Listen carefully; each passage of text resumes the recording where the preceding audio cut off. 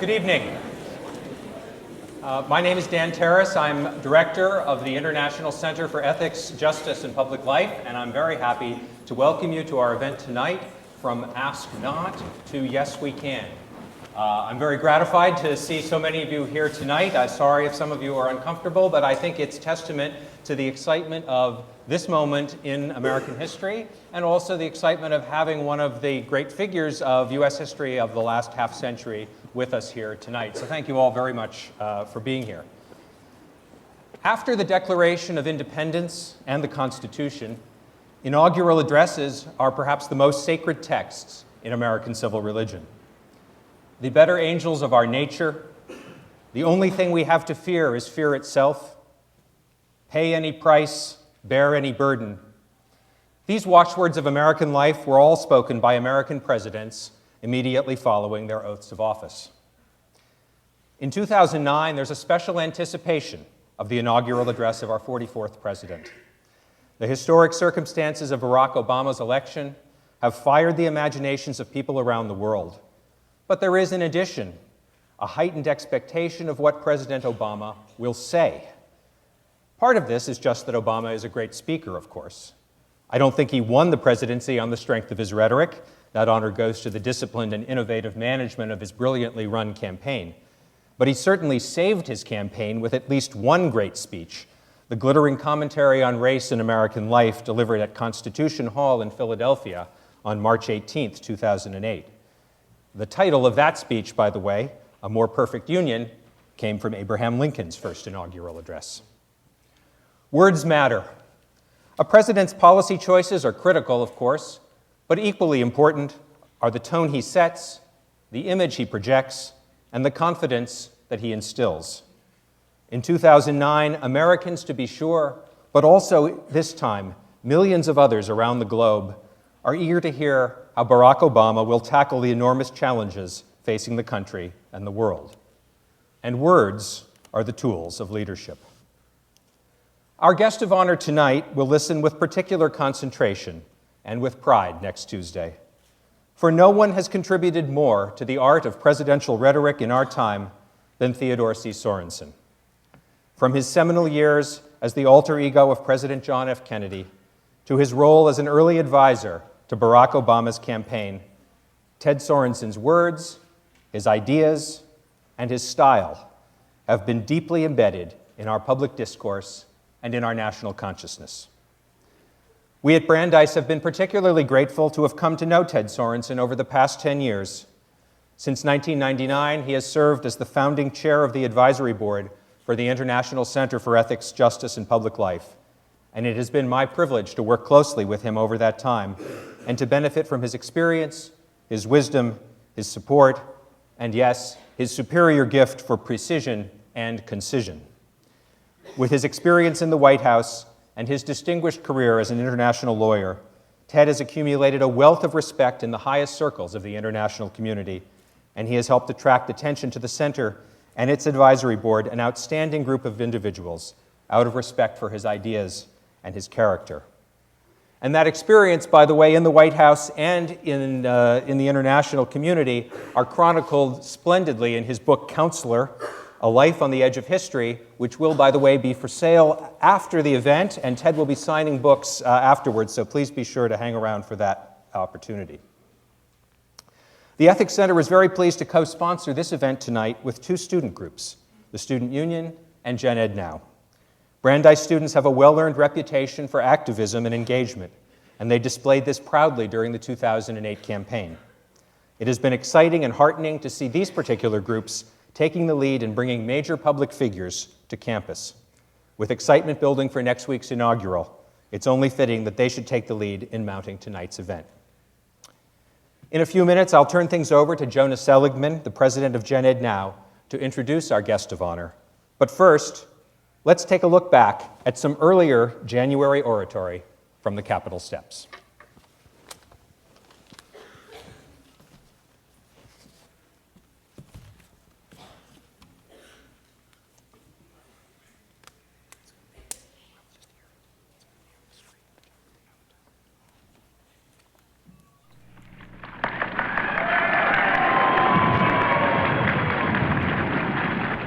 let every nation know, whether it wishes us well or ill, that we shall pay any price, bear any burden, meet any hardship, support any friend, oppose any foe to assure the survival and the success of liberty. To those people in the huts and villages of half the globe struggling to break the bonds of mass misery, we pledge our best efforts to help them help themselves for whatever period is required, not because the communists may be doing it, not because we seek their votes, but because it is right. If a free society cannot help the many who are poor, it cannot save the few who are rich.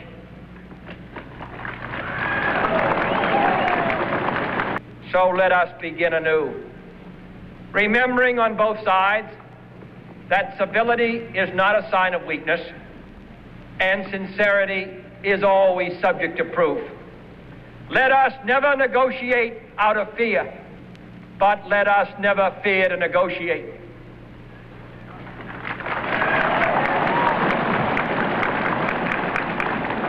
All this will not be finished in the first 100 days, nor will it be finished in the first 1,000 days, nor in the life of this administration, nor even perhaps in our lifetime on this planet.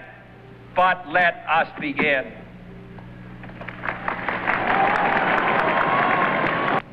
And so, my fellow Americans, ask not what your country can do for you, ask what you can do for your country.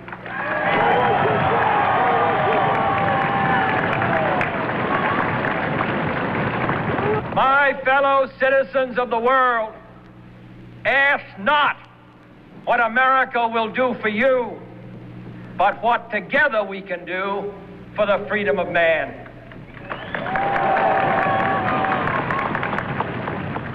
Finally, whether you are citizens of America or citizens of the world, ask of us here the same high standards of strength and sacrifice which we ask of you.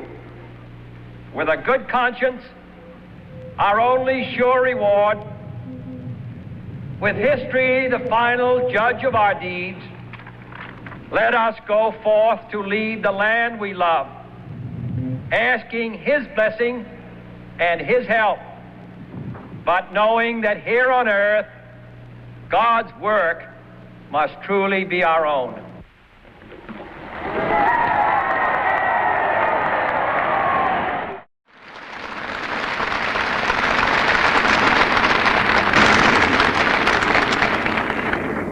The business of our nation goes forward. These United States are confronted with an economic affliction of great proportions. We suffer from the longest and one of the worst sustained inflations in our national history. It distorts our economic decisions, penalizes thrift, and crushes the struggling young and the fixed income elderly alike. It threatens to shatter the lives of millions of our people. We must act today in order to preserve tomorrow. And let there be no misunderstanding. We are going to begin to act beginning today.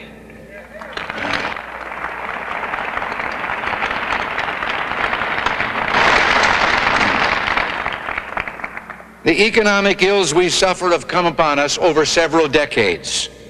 They will not go away in days, weeks, or months, but they will go away.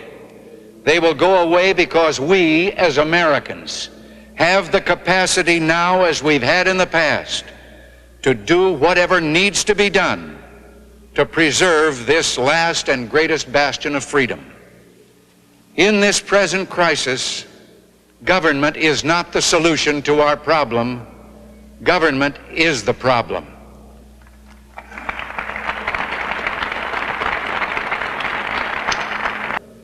It is time for us to realize that we're too great a nation to limit ourselves to small dreams. We're not, as some would have us believe, doomed to an inevitable decline. I do not believe in a fate that will fall on us no matter what we do. I do believe in a fate that will fall on us if we do nothing. Can we solve the problems confronting us? Well, the answer is an unequivocal and emphatic yes. To paraphrase Winston Churchill, I did not take the oath I've just taken with the intention of presiding over the dissolution of the world's strongest economy. In the days ahead, I will propose removing the roadblocks that have slowed our economy and reduced productivity. Steps will be taken aimed at restoring the balance between the various levels of government. Progress may be slow, measured in inches and feet, not miles, but we will progress. It is time to reawaken this industrial giant, to get government back within its means, and to lighten our punitive tax burden. And these will be our first priorities, and on these principles there will be no compromise.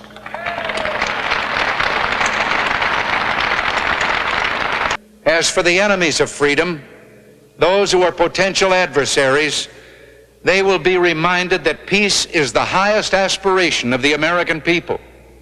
We will negotiate for it, sacrifice for it.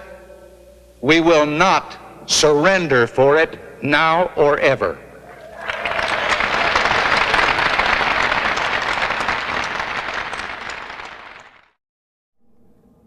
Though our challenges are fearsome, so are our strengths. Americans have ever been a restless, questing, hopeful people. And we must bring to our task today the vision and will of those who came before us. From our revolution to the Civil War, to the Great Depression, to the Civil Rights Movement, our people have always mustered the determination to construct from these crises the pillars of our history. Our democracy must be not only the envy of the world, but the engine of our own renewal. There is nothing wrong with America that cannot be cured by what is right with America.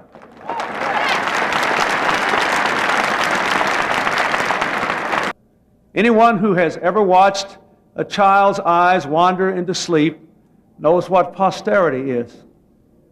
Posterity is the world to come, the world for whom we hold our ideals, from whom we have borrowed our planet, and to whom we bear sacred responsibility.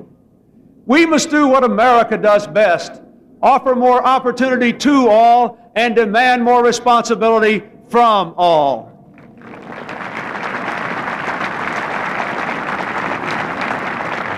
Let us put aside personal advantage so that we can feel the pain and see the promise of America.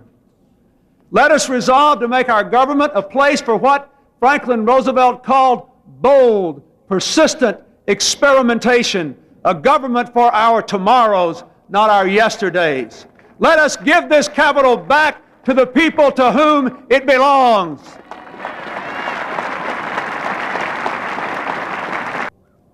And so, my fellow Americans, as we stand at the edge of the 21st century, let us begin anew with energy and hope, with faith and discipline, and let us work until our work is done.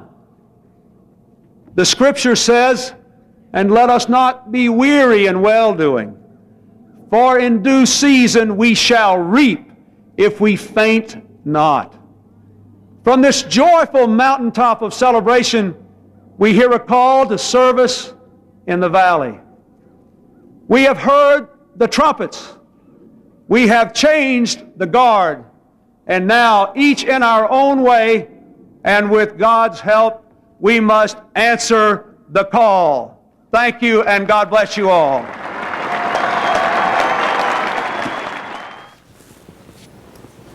Some tough acts to follow. Good evening. My name is Jonas Seligman, and I am co-president of the club Gen Ed Now. We're an organization dedicated to bringing speakers to campus and fostering dialogue on pressing social issues. It is my pleasure tonight to introduce Ted Sorensen. Mr. Sorensen has had a distinguished legal career, is the author of numerous books on the presidency, was a candidate for the U.S. Senate, and was nominated by President Jimmy Carter to serve as director of the CIA. However, it is his service to Senator and later President John F. Kennedy that informs his talk tonight. In his youth, Sorensen devoted himself to liberal causes, particularly civil rights. In college, he chaired a group that sought to integrate public accommodations through sit-ins. His activism left an impression on his peers. During a civil service background check conducted by the FBI, a law school classmate said of our speaker, "Ted is a real liberal, but he's a loyal American." At the time of his law school graduation in 1951, Sorensen decided to leave Nebraska to pursue his ambitions in Washington, D.C. After finishing tied first in his law class and having served as editor-in-chief of the Law Review, Sorensen was promptly rejected by every D.C. law firm he approached. However, within a decade, he would occupy an office in the West Wing, later used by Vice Presidents Mondale and Gore. Sorensen began his association with JFK in 1953, serving as the newly elected senator's legislative assistant. He quickly became JFK's most trusted advisor, and in 1954 started aiding Kennedy significantly in researching and drafting an examination of senatorial courage. This work, Profiles in Courage, would go on to win the Pulitzer Prize. When JFK ran for president, Sorensen traversed the country with him, helping craft the candidate's speeches and devising his political strategy. With Kennedy's ascent to the presidency, Sorensen, age 32, was named his special counsel. Sorensen's role was later described in a post-assassination memo to President Johnson as encompassing, quote, all legislative programs, all major speeches and messages, many of the problems of political planning, and at the center of foreign crises too. Kennedy himself referred to Sorensen as his intellectual blood bank. As Kennedy's chief speechwriter, Sorensen contributed immensely to the rhetoric of idealism and progressivism that made JFK immortal. The ideals Sorensen helped JFK convey inspired a new generation to dedicate themselves to service, to ask not what their country could do for them, but what they could do for their country. Once again, our nation eagerly awaits the words of a young, charismatic president. The parallels between JFK and Barack Obama are many, especially the power of their oratory to stir hearts and affect change. It is worthwhile at this moment in time to revisit our recent presidential history, to see where we have been so that we may better chart our future course. As Sorensen writes in his recent memoir, Counselor, I do not dismiss the potential of the right speech on the right topic delivered by the right speaker in the right way at the right time. It can ignite a fire, change men's minds, open their eyes, alter their votes, and in all these ways, change the world. I know. I saw it happen. Please join me in welcoming Ted Sorensen.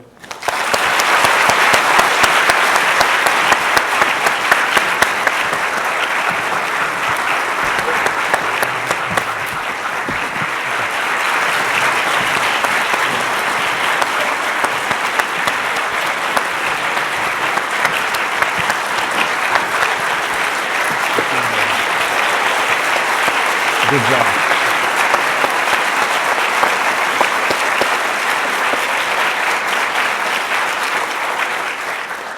Thank you very much, Jonah, for a wonderful introduction. I asked you to make it fair, frank, factual, and funny. 3 out of 4 is not bad. Pay no attention, folks, to the fact that I can't see you and somebody had to help me up here. My eyesight's not too good, but I have more vision than the outgoing President of the United States.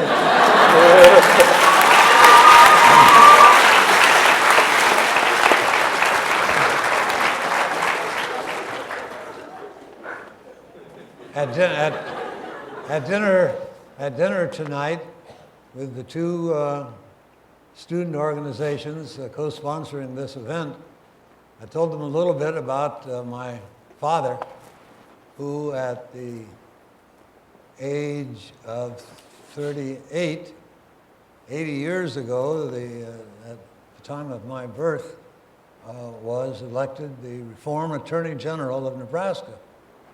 And he told me later that as Attorney General, he was invited to give the talk on Sunday morning to the inmates at the state penitentiary. Don't mean to compare you all to that audience, but he told me that he stood there a little bit like I'm standing here now. He wasn't quite sure how to begin.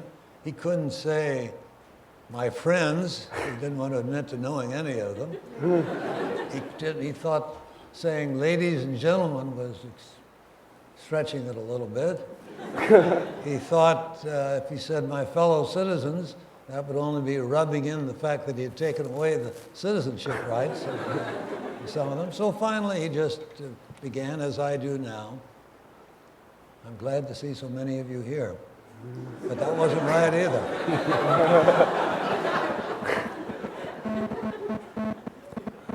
You saw, and I heard, because the monitor was facing the other way, three very different inaugural excerpts from three very different inaugural addresses this evening. I'm objective enough to say that Kennedy's was by far the best. I frankly had forgotten how conservative Reagan's inaugural address was.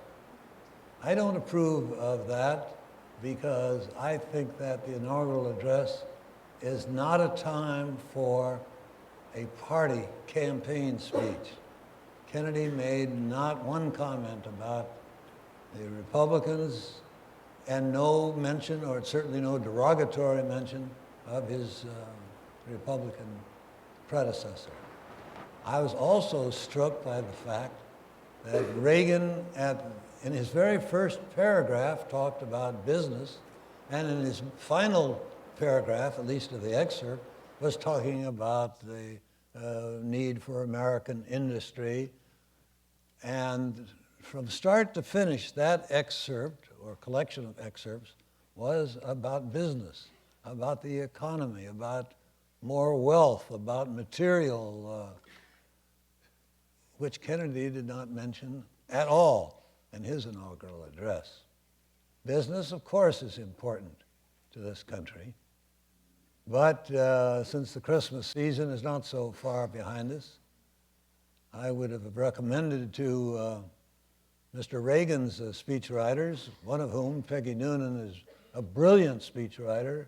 I don't think she was involved in the inaugural, but she, very gifted lady, friend of mine. I would remind them of Charles Dickens' immortal book about Christmas, Christmas Carol, in which the protagonist of the book, Ebenezer Scrooge, is visited at the beginning of his remarkable night by the ghost of his former partner, Jacob Marley.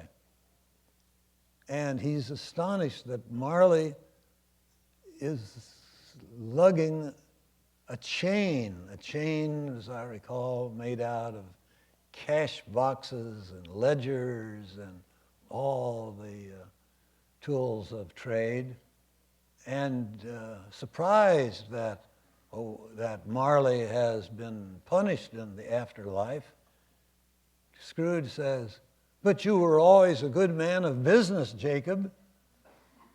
"Business?" thundered the ghost. "Mankind was my business. Charity, forbearance, human welfare was my business. The dealings of my trade were but a drop in the ocean of my business." That's the way John F. Kennedy felt. He was talking about mass misery in the huts and villages across the world. He was talking about the need to push back deserts, tap the ocean depths, and above all, engage in negotiations without fear. He talked, well, I'll come to that in a little more moment, but it was a speech completely different from the Reagan speech. The Clinton speech was not basically on business, but I think most speechwriters in this audience would say that it was in many ways derivative. Clinton had some very able speechwriters whom I knew, and some of whom I'm still in touch with. But go back and, when you have a chance, compare his inaugural address with some of Kennedy's speeches, including his inaugural address, and you'll find some very familiar lines, and some of those come from Kennedy, some of them come from other speeches over the years. Kennedy's speech, I can assure you, was original with him as of that moment and designed to fit that time. True, it was at the height of the Cold War between the United States and its Western allies who wanted to expand the frontiers of freedom, and the Soviet Union and its communist allies who wanted to expand communism's grip on as much of the world as possible. So it was a dangerous time, just as in many ways Obama is taking office at a time not only of great economic difficulty, but of great danger to the West and to freedom. But I would say that Kennedy's speech has been subject to more myth than almost any other. The first, which sometimes annoys me, is that the most important question today is who wrote the speech or particular passages in the speech rather than the contents of the speech. I don't agree with that at all. It was Kennedy's speech. The individual who wrote particular words that expressed Kennedy's values and policies and decisions is not the author of the speech. The author is the man who stood behind it. It was a speech that received a good deal of praise, and he deserves that praise, just as if the speech had been condemned as rubbish, it's Kennedy who would have been attacked for having given a very poor speech. So I think a much more important question is not who penned particular words as a wordsmith, but why Kennedy's values, principles, and policies that were stressed throughout that speech have been largely forgotten, not only in these last 8 years, but in all the 48 years since Kennedy's presidency. Second, there are those, I don't want to step on any toes of the history department here, but there are those who say, in the history community, who say Kennedy's speech was principally a Cold War address. I would urge them to read the second half of the speech as well as the first half. Yes, in the first half, when he talks about we will pay any price, bear any burden, support any friend, oppose any foe, in order to assure the survival and the success of freedom. That sounds very militant. But contrast that with the second half of the speech, where he says, one line that you heard, let us never negotiate out of fear, but let us never fear to negotiate. And he even held out a hand to the Soviet Union in saying, together, let us explore the stars, let us tap the ocean depths, let us push back the desert, let us mount an, I don't remember the exact words, mount an effort against the common enemies of man, poverty, misery, disease, tyranny, and war itself. That doesn't sound like a Cold War speech to me. So I think in many ways it was the most peaceful speech, and certainly the most peaceful inaugural, that any president during the Cold War had ever uttered. Another myth is that the speech reflected Kennedy's role as our first Catholic president. I said many times during the campaign, Kennedy was not running to be, he was not the Catholic candidate for president, as he said in his speech to the Houston Protestant Ministers Association, I am not the Catholic candidate for president. I am the Democratic nominee for president who happens to have been born a Catholic. And I said many times to audiences from New Hampshire to South Carolina, from Maryland to Missouri, I said, Barack Obama is not the black candidate for president. He is a candidate, he is the most qualified, talented candidate for president who happens to have been born black. He was not the product of a black caucus. He was not running on a black platform. The fact is, he happens to be black. That makes it a historic election and one on which America can congratulate itself, but that is not the most important fact about what he can and will do as president. Another myth about the Kennedy presidency is that it was his single most important and best speech as president. I would give that title to his commencement address at American University on June 10, 1963. Coincidentally, on June 11th, 1963, the very next day, he gave another contender for that, which was his nationwide speech on television, declaring that the United States will never again mandate, much less permit, the discrimination and segregation of its black citizens. But in the American University commencement speech, the President of the United States, for the first time, called for a re-examination of the Cold War.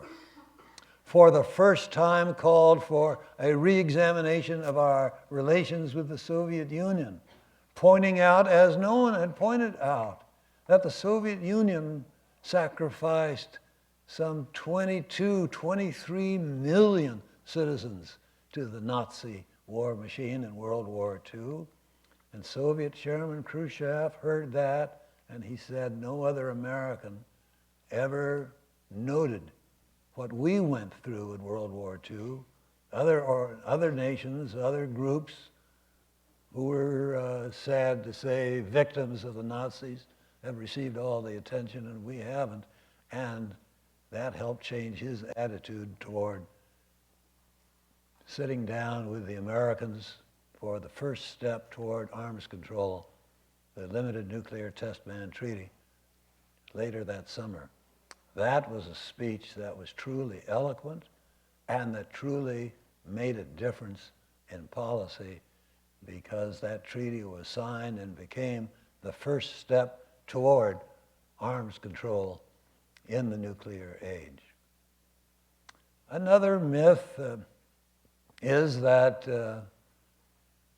Kennedy acknowledged that the phrase, ask not what your country can do for you, ask what you can do for your country, came from Oliver Wendell Holmes.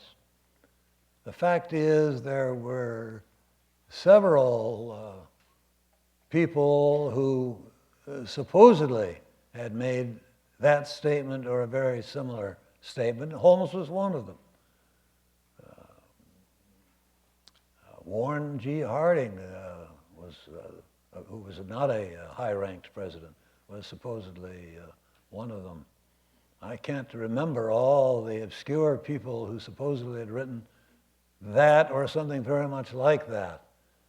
The most astounding, which I mentioned in my book, as Dan said, I'll be happy to sign your copy of the book this evening. The most astounding was the Persian or Lebanese poet Khalil Gibran. And apparently, in the 20s, he had written a book which he called The New Frontier. I can promise you I didn't get the idea of the New Frontier from Khalil Gibran. And in that book, he said something about ask not, et cetera, et cetera. I remembered vaguely the name. I think when we were all in high school, we used to read Khalil Gibran's The Prophet to our girlfriends. And I received a letter from the Khalil Gibran Society in which they acknowledged that although Gibran had written it back in the 20s, it had never been translated from Persian or Arabic into English until long after Kennedy's inaugural address, but asked me, is it possible that Kennedy or I had gotten a hold of an earlier publication and that we read Persian or Arabic and got the idea from him? And I assured them that we did not. And Kennedy certainly knew that the speech was a collaboration between him and me. There were some brief lines contributed by Adlai Stevenson and John Kenneth Galbraith, possibly others, which are mentioned in my book. But he was proud of the speech and our role together in it, because it, in many ways, was a continuum of what he'd been saying all during the campaign. The call for public service, the call for sacrifice and discipline, the call for involvement on the parts of young people and others. And that's what that speech was all about. So I, in terms of predicting what Obama will say, I have not been consulted, and nor do I expect to be consulted, because, to borrow a phrase from what you just saw tonight, the torch has been passed to a new generation. And I'm not part of that new generation. And I don't expect to be consulted or involved. Sure, every White House ought to have an idealist. The Obama White House, by definition, already has an idealist. An inaugural address should not be a campaign speech, as I said a moment ago. And I predict that Obama, though he's a good Democrat who ran a strong campaign, I predict will not attack the Republican Party or George W. Bush in his inaugural address. An inaugural address should not be a State of the Union message. That will come later in January or possibly in February. And it's usually a laundry list of specific proposals, domestic legislation, mostly. Kennedy said to me specifically that he wanted to emphasize foreign policy because if we got into our proposals on health care, education, environment, pretty soon it begins to sound not like an inaugural address with lofty principles, but like a convention, party convention platform. Third, an inaugural, and so I think my guess is Obama, although he's being urged to announce immediate action because of the terrible economic stress the country faces, my guess is that he will not urge specific measures in his inaugural address. Third, an inaugural address is not a presidential fireside chat to talk about domestic problems to the American people. I believe that although there is now some overlap between international and domestic problems, energy independence and economic collapse are international problems, but aside from those two, my guess is Obama will focus primarily on international, global matters and not on a list of domestic issues. Fourth, an inaugural address is not an opportunity for a personality projection. Obama, like most candidates, often began his campaign speeches with humor. I predict there's no humor in his inaugural address. It's not a time for personality presentations. The American people have seen Obama over and over again in the last 2 years. They know him. They know his personality. They know his judgment. They know his qualities. The rest of the world has seen much less of him, and this is the speech which will define him and his presidency for the rest of the world. That's why I've been supporting him from the very start, not only because I thought he had a better chance of winning, and I was tired of losing, but also because I thought he was more like John F. Kennedy than any candidate, except for Robert Kennedy, since John F. Kennedy.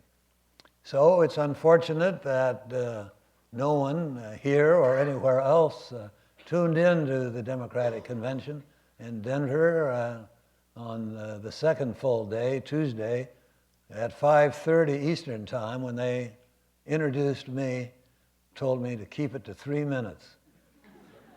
I said, I'll keep it brief but short. And so, they finally got that. And so I'll tell you what the precedent was in the Q&A, but there was a 1928 precedent where the speaker, I think he may have been the keynote speaker, he was a professor, not a politician. He concluded his speech with a poem, and I decided to conclude mine with a somewhat similar poem.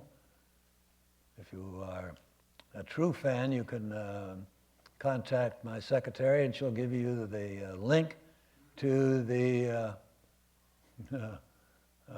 recording of the recording artist, I think in Chicago or someplace, who put this poem to hip-hop music. Who knows, maybe I'll get an Emmy.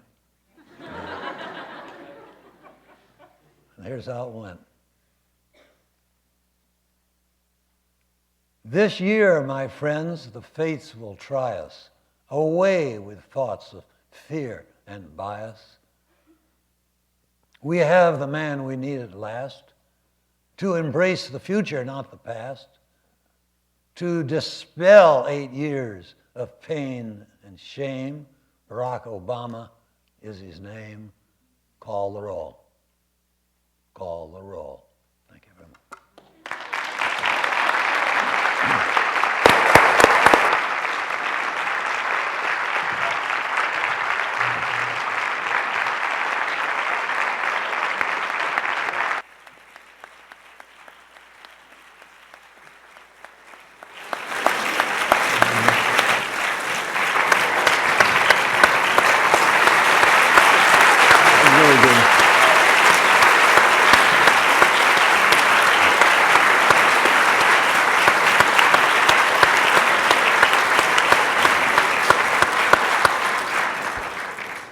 Ted Sorensen, thank you very much. Fair, frank, what was the third? Fair, frank? Factual. Factual and funny. 3 out of 4 isn't bad. We'll be turning to questions from the audience in just a couple of minutes, but before we do, I'd like to turn for some initial thoughts to Peniel Joseph, Associate Professor of African and Afro-American Studies here at Brandeis, familiar to many of you, and fresh from his recent string of appearances, most recently on the McNeil-Lehrer NewsHour, speaking about the presidential transition. Peniel. Thank you. First of all, it's an honor to be here. Ted Sorensen is really one of the most important figures of post-war American political history, so it's an honor to share the stage with you. This book, Counselor, is an extraordinary book. Anybody who really wants a first-hand insider account of what it was like to be really close to one of the most important presidents of the post-war era should really check this book out. So I usually don't endorse other people's books. I'm usually endorsing mine, so it's a pleasure to endorse somebody else's book. One thing I want to read from Counselor, I'm just going to make a brief statement and connect what Mr. Sorensen was talking about with JFK to the 44th president, Barack Obama, who's about to be inaugurated next Tuesday. On page 141 of Counselor, Mr. Sorensen writes, "A president who elevates the sights of his own countrymen above and beyond the limits of their daily chores. A president who offers hope to the world's deprived and dispossessed. A president whose words enable the young dreamers of his country to feel that someone is listening who cares. Such a president is bound to antagonize some and ultimately disillusion others, but he nevertheless fulfills, as he speaks, an essential role of national leadership consistent with the founders' vision of this country as a beacon to the world."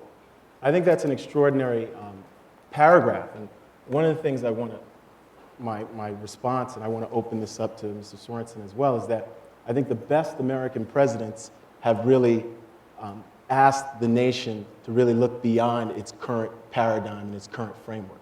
So for instance, when we think about Thomas Jefferson, when we think about Abraham Lincoln and the two inaugural speeches, 1861 and 1865, one that sticks out in my mind is Franklin Delano Roosevelt's third inaugural speech in January of 1941.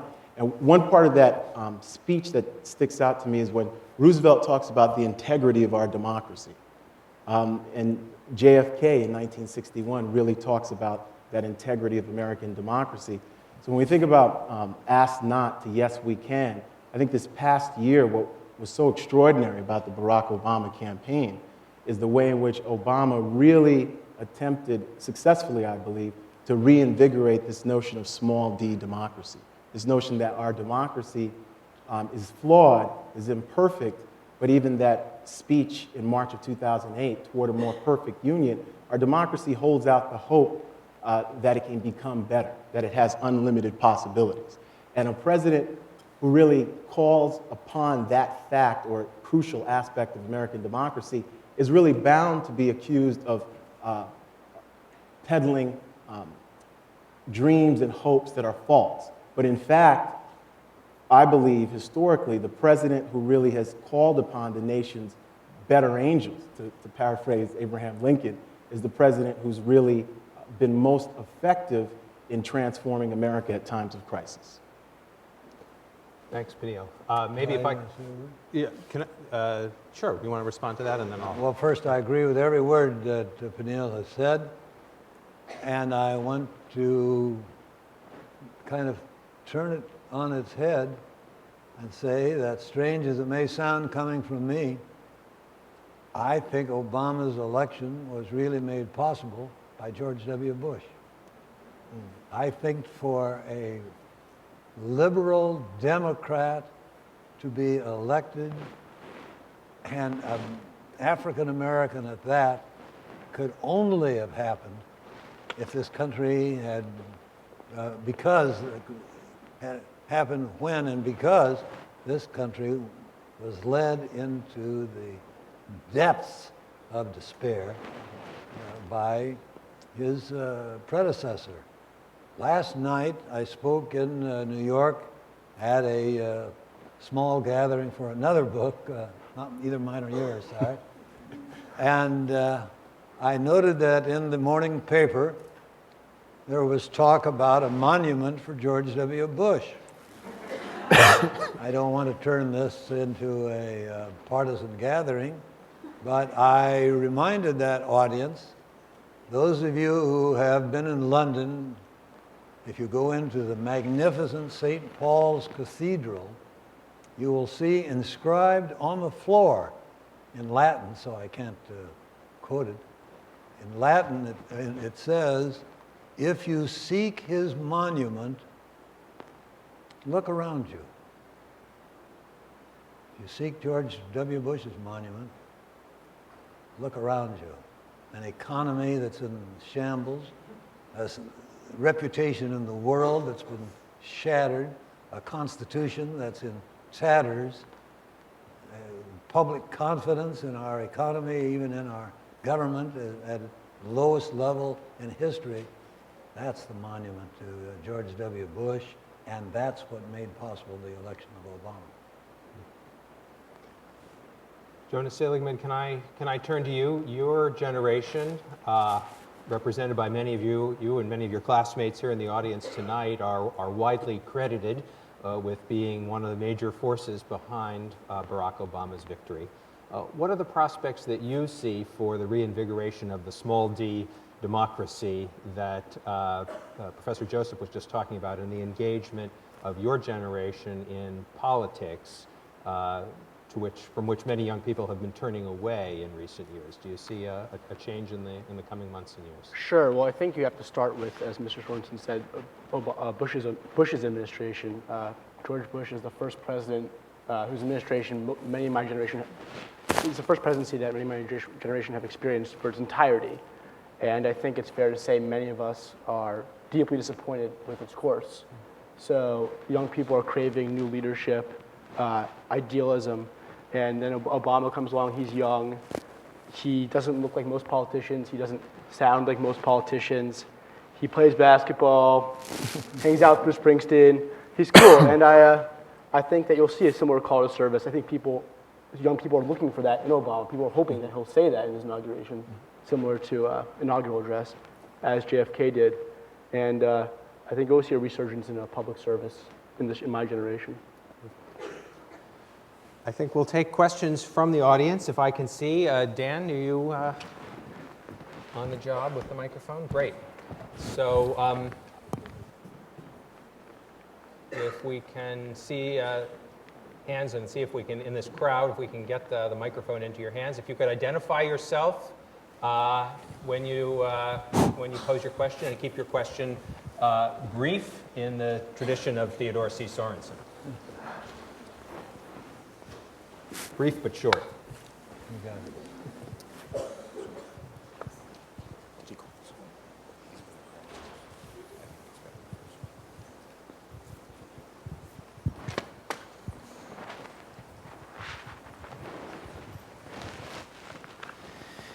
Thank you very much for coming.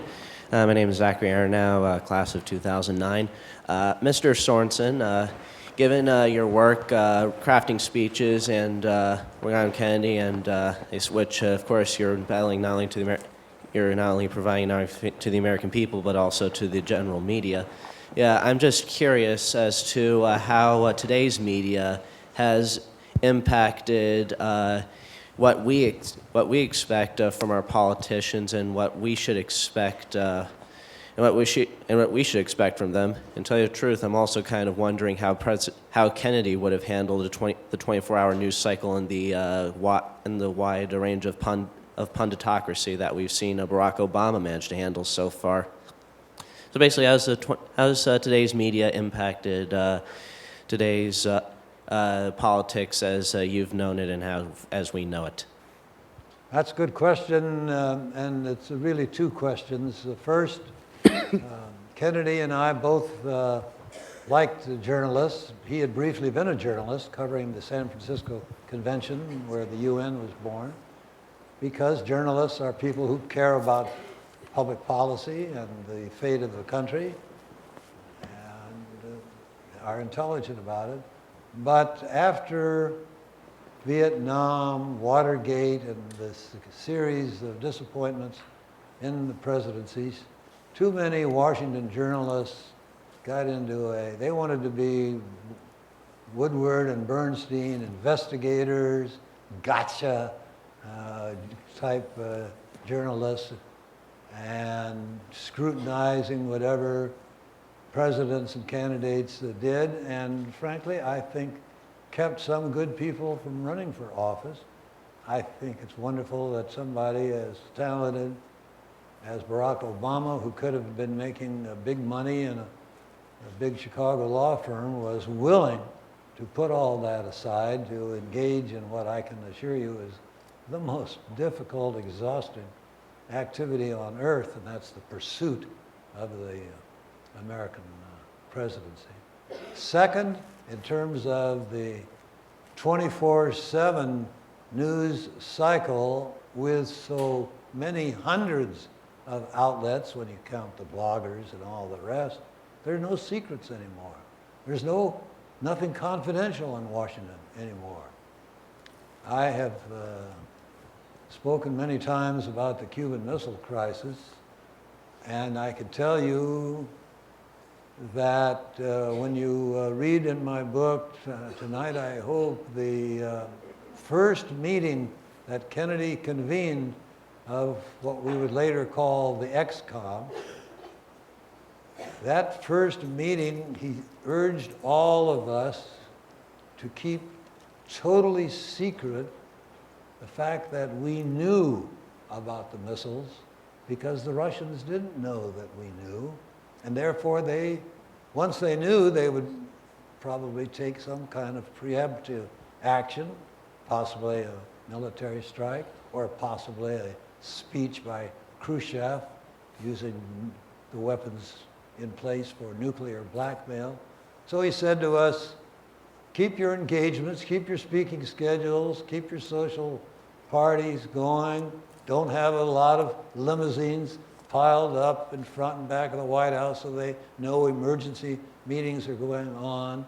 And that secret lasted for almost an entire week, and just hours before he went on the air, did two newspapers find out, threatened to break the story.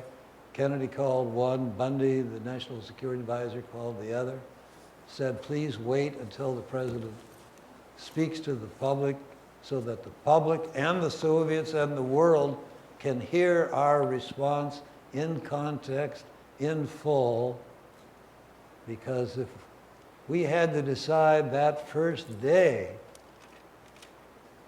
because there's no secrecy, if we had to decide that first day, I think we probably would have decided to bomb those missile sites, starting World War III, which probably would have been a nuclear exchange, and you and I wouldn't be here today talking about it. So open up the channels, great. Lots of news sources, great. But there are some problems and limitations, and Obama is going to be aware of them too. Next question. I can't see who's got the mic.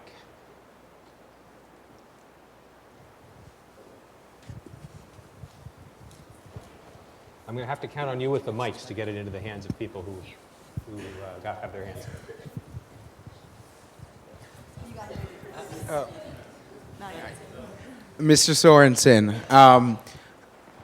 in my opinion, one of the greatest successes of the Kennedy administration was its renewal of service for the American people, called to serve their nation.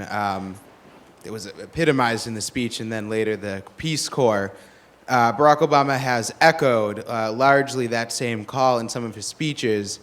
And I want to know if you had any thoughts or opinions on how, in the 21st century, a president with the strength of his speech can bring Americans out of their personal worlds to serve the greater good. Well, thanks for the question. Thanks for the plug for the Peace Corps, which I think epitomized Kennedy's idealism. My daughter served in the Peace Corps. I have a vague recollection that a Brandeis faculty member had some connection with the early days of organizing and administering the Peace Corps. There's a possibility now that through the United Nations, including its Social and Economic Council, a worldwide Peace Corps of volunteers who live with the people at the grassroots level in the same kinds of huts and villages that Kennedy talked about in his inaugural address in the excerpt that you watched.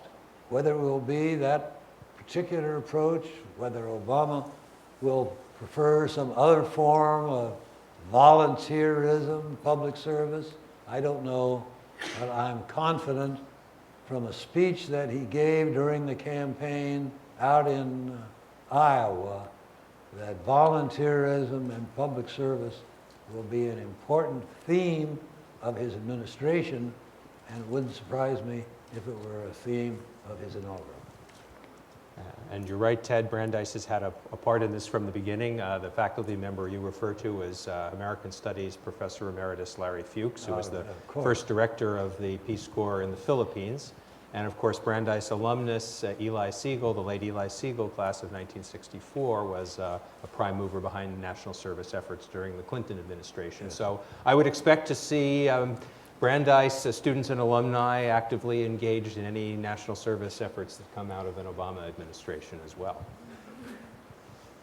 I would urge every student here, whatever course you have, look into the Peace Corps, serving abroad, helping teach others the skills that they need but lack, and you will find it the most satisfying job you ever had. I saw a hand in the back. Do you have the microphone? Great. Yeah. I was just curious on what your thoughts were that Barack Obama appointed a evangelical Christian who has compared homosexuality to pedophilia and abortion to the Holocaust to speak on Inauguration Day. With great respect, madam, he didn't appoint him to any job in government. He invited him to say a prayer or give an invocation at the inaugural, which was a way of reaching out to a very large group of Americans who have otherwise been excluded from the Obama campaign and his appointments to office. And I'm sure you're glad that he was not appointed to be Secretary of Health and Human Services. But I don't believe there is anyone in the country who thinks that the minister who gives the prayer at the inaugural ceremony is going to change policy or Obama's decisions on any subject. Offhand, I can't think of either Archbishop Cushing or Robert Frost changing Kennedy's mind on anything. Yes, in the front. And if the mic can be passed to the back there's another question there. Yeah. You were, according to this, you were 24 when you joined the Kennedy Senate staff. As college students who are not so much younger than you were when you joined that, what advice do you have for those of us wanting to get behind the scenes in politics and how we can make our own footprint on future administrations? Get involved.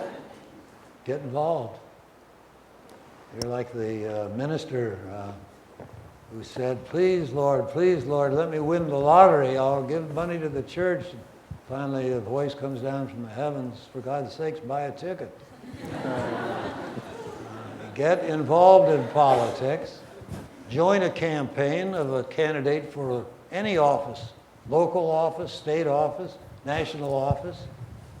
It should be someone whom you agree with. It should be someone who you think his or her victory could make a difference in this country, and be willing to take a job at a low level. When I started out, I was at a very low level in Kennedy's office, because if you have talent in politics where there isn't enough talent, talent is recognized, it rises to the top. Pretty soon the candidate will see you've got skills and ask you to take on a more responsible position, ask you to go to Washington when he wins. Once you're in Washington, you will see and hear about other opportunities, other jobs, and when you get appointed to the cabinet, write me and ask me for help. I think we'll have time for just two more questions. Mr. Sorensen has a long ride back to New York, and I do want to encourage you to get in line for one of the copies of Counselor. I'm Sinead Sinnott, and I was just wondering what you think about the inclusion of God in the inaugural addresses. Like, they pretty much always include a God bless America or anything like that. I'm just wondering what you believe is right to do. I go to some length in the book to explain my religious beliefs. I'm a Unitarian, and Unitarians are not much on the usual rituals, language, ceremonies, and so on that's mostly involved in religion. But I've never seen any harm done by having the Senate open with a prayer. I don't see any harm in having the inauguration open with a prayer. I don't see any harm in all kinds of modest references to God. Almost all of us mean something different when we think about or talk about God, but we're all going to try to live together in a country that's made up of very, very different individuals, very, very different religious beliefs. Unitarians fought hard for the separation of church and state, and John F. Kennedy fought hard for the separation of church and state. But I've always agreed with the late Molly Ivins, a terrific columnist most of you never heard of for the Texas Observer, who said she didn't, even though she was all for the separation of church and state, she didn't object to there being a creche in the Texas Capitol State House during the holiday season, because she said that was the only time all year you could find 3 wise men and a virgin in the Capitol.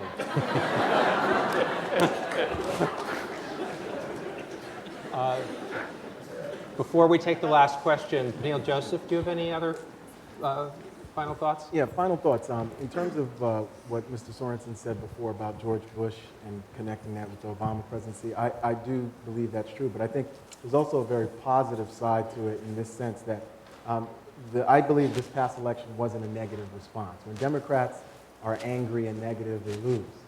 They've been angry and negative for decades, and most of the time they've lost those elections. I think what you saw here was really, and I think in the future we'll see it, an electoral shift, a paradigm shift that was about positive energy and a spirit of renewal, which is why we talked about this during dinner. During JFK's presidency, the number of young people who wanted to volunteer and wanted to work for government was really at an all-time high in the 20th century, and right now it's really at a real ebb. And I think you're going to see, and I see it at Brandeis and I see it all across the country, so many young people want to work, and they're not going to go to corporate America. One, because there is no more corporate America, but two, on the positive side, they really feel a spirit of renewal and a kind of shared responsibility, shared service, shared sacrifice, shared wealth. So I think that's the most positive side. The young woman who talked about the gays and Rick Warren, I think that's Obama's perspective on consensus. I'm not going to agree right now or disagree publicly, but I'll say consensus is something that's very, very difficult, and it might not be your version. Bush's version of consensus was, well, we're going to help Africans with AIDS, which is a very broad consensus. I think Obama's version of consensus is we're in a round table with 10 people with 10 different viewpoints, and that can get very uncomfortable, but he thinks that the best things happen to the country when you get those kind of different people finally sitting around the table and seeing that they have some commonalities as well. Thank you. Dan, you have somebody there with a final question? Thanks. Hi, Mr. Sorensen. I'm Sahar Masachi. I'm a sophomore here, and I'm pretty unabashed, liberal, progressive, what have you. And on a, I guess, a related note, post-partisanship, Obama's talked about it a lot. He's appointed Gates in the Defense Department. We have Lawrence Summers, Tim Geithner, tax cuts in the stimulus package, and all that stuff. Can you please tell us what you think post-partisanship means? And also, can you say something to like assuage the fears that Obama has been sort of like captured by the centrists, and anything that we haven't really heard before would be nice, like to reassure us on the left.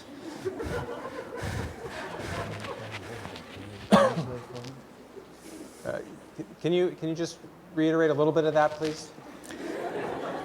So Obama talks about post-partisanship. His mantle has been sort of claimed by the centrists.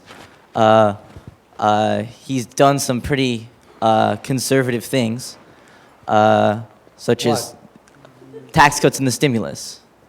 Robert Gates, Lawrence Summers, Tim Geithner. In other words, the concern that his appointments have been more center or right and disappointing those who have supported him from the left.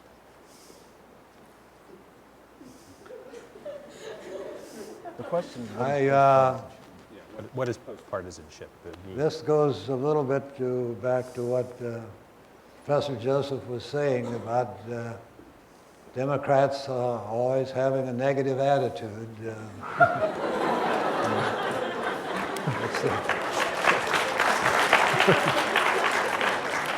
It's the only party that lines up its firing squad in a circle.